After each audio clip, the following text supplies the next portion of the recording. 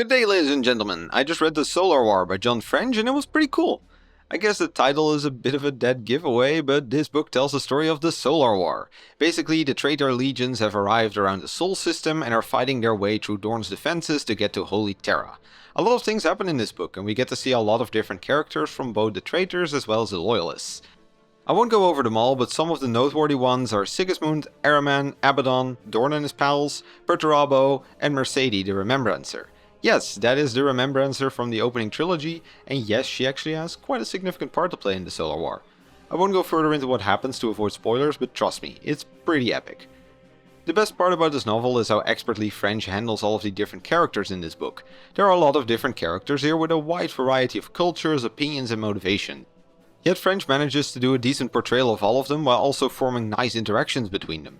Furthermore, he gives all of them some time in the spotlight, which results in an end product in which everyone will enjoy the portrayal of their favorite characters.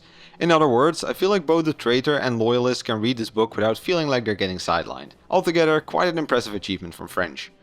The downside of this approach, conversely, is that the war itself becomes a bit sidelined. This book mostly focuses on the characters and a few points of high importance, while the war is often just presented in a relatively short status update. This doesn't necessarily make this a worse book, but the Solar War is supposed to be the biggest void battle ever, and it doesn't really feel like that in this book.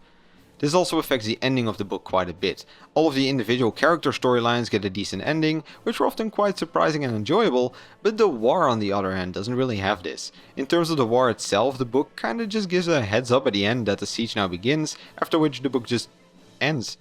Maybe it's just me, but I expected a little more from the start of the most important battle in Warhammer. The same happens for Mars, which is just casually mentioned as fallen, after which the book refuses to elaborate and leaves it at that. Again, the fact that the second most important planet in the Imperium is fucked might be worth explaining a little?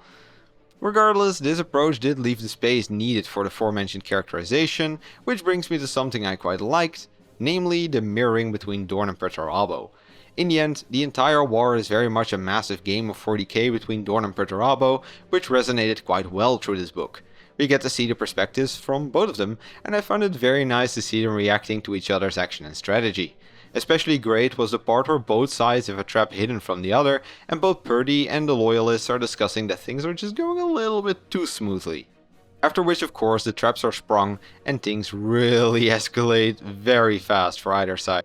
One final thing that I'd like to point out, and well, maybe it's a bit obvious, but this book is a bit like that one Marvel movie with Thanos in it. There are a lot of named characters, references and continuing plotlines from all of the other Horus Heresy novels, and they all come together in this book. So because of that, your enjoyment of this book will very much depend on how familiar you are with the other books. Because just like that movie, if you haven't watched the other movies, many of the fight scenes and decision making just won't feel as impactful. All in all, I'm giving this one 4 to 5 planet-sized spaceships.